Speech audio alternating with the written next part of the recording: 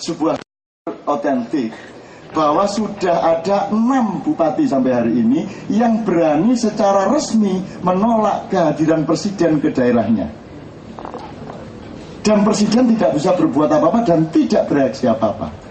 Loh, kalau presiden bisa tidak diterima di sebuah daerah, terus angel ini caranya. Iya gitu. Itu bagaimana? Pantas saya mengurusi pasar turi Surabaya itu tidak pernah jadi. Karena kalau saya naikkan gubernur ke gubernur, dia bilang itu urusan wali kota. Kalau saya naikin ke Depdagri, dia bilang itu sudah urusan lokal, ada otonomi daerah. Saya bilang ke presiden, ya masa urusan wali kota Mati aja ditanyakan ke saya.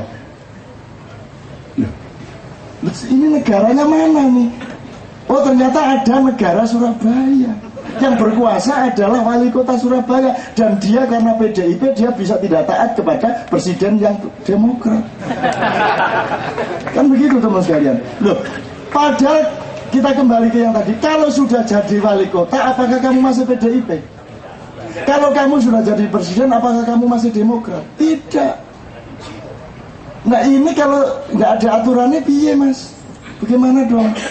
Itulah gunanya insya Allah Kenduri Cinta, kita menyehatkan diri kembali. Cuman saya tidak mengecam, saya tidak benci. Di sini tidak boleh ada kebencian. Larangannya di sini cuma satu, kebencian. Ya kan? Cuman satu itu larangannya. Kalau lainnya boleh, memperkosa boleh. Ya cuman tidak dilarang untuk ngantemi yang memperkosa juga gitu ya. Jadi maling nggak apa-apa, copet orang nggak apa-apa. Cuman nek kecekel diantemi wong ya gak ono larangan kan gitu. Angel ya. Nah, doa lah ya apa? Lah mosok nyopet ndak dilarang, ngantemi dilarang, lek enak copete ya. Itu juga harus kita pikirkan kembali kok mas, gitu-gitu termasuk kekerasan. Sekarang itu anak sekolah diginiin dikit kekerasan, terus lapor ke Komnas. Anak di jewer kekerasan, di pares di luar, di bawah terik matahari kekerasan. Tapi teori tentang kekerasan harus kita diskusikan kembali lah. Kalau gitu tuh kekerasan terus jadi apa rek-rek? Aku biar disambel lagi ayahku sabuk pedot jadi telu. Jeliak. Tapi itu yang membuat saya ya mesti ada. Enggak, maksud saya kekerasan itu harus kita benahi kembali. Kan lebih baik saya pukul toh daripada saya hina bapakmu. Betul enggak mas? Bapakmu jenis siapa? Bapaknya nama siapa? Sobat. Siapa? Ya? Sobat. Ya apa kabar Sobat? Manjan Sofan ya si Opar itu. Anda merasa terhina kan? Mending Anda pukul-pukulan sama saya daripada saya hina bapak Anda. Atau ini fotonya bapakmu tak itu kan? Loh, ini kertas kok. Jadi kekerasan itu tidak pada fisik, tidak pada rohani. Rumusnya bukan itu. Kalau kekerasan itu memukul orang, tinju tidak boleh dong. Sliding tackle tidak boleh dong. Kekerasan itu apa saja yang melukai hati manusia, kalau saya begitu. Apakah itu berupa memukul, berupa meludahi, berupa apa saja. Pokoknya kalau melukai nurani manusia itulah kekerasan. Apa itu keputusan presiden yang salah, polisi-polisi yang tidak menguntungkan rakyat, itu semua bagi saya kekerasan. Jadi kekerasan itu bukan ngene kekerasan. Lah suwe-suwe KPK nggak kamera deh, kamar-kamar ini kekerasan gitu. Komnas HAM bojone dikena kekerasan ini. Cok. Wih, kekerasan ini. Buktinya apa? Aduh.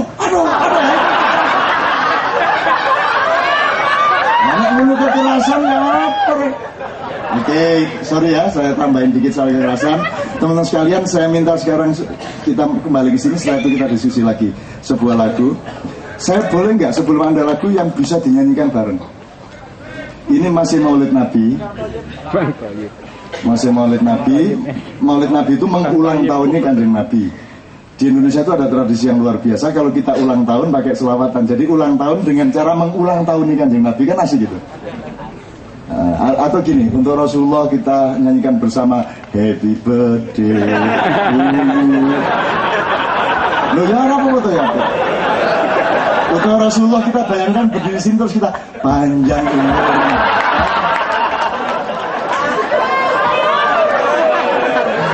Loh, tidak ada humor seperti itu dari negara-negara lain kepada Rasulullah, hanya dari Indonesia yang berani gitu-gitu. Tuhan aja dianu kok, orang sama orang Madura Tuhan aja digituin. Loh. Nggak apa tambah dikit. Orang Madura itu sangat berani sebagai pelaut, tapi sangat takut kalau soal angkasa. Jadi ketika dia jadi menwa di sebuah kampus, antara lain di kursus terjun payung, mampus dari aduh.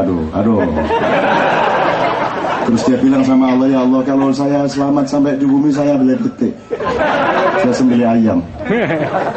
Terus dia lah meneng di telur. Begitu barisan maju jalan, terus makin gemetar dia, wedus.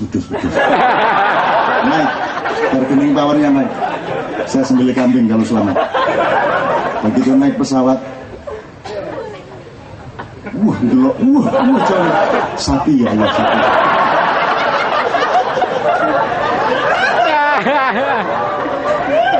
Jadi pokoknya Tuhan dijanjiin dibeli sapi asal menyelamatkan dia.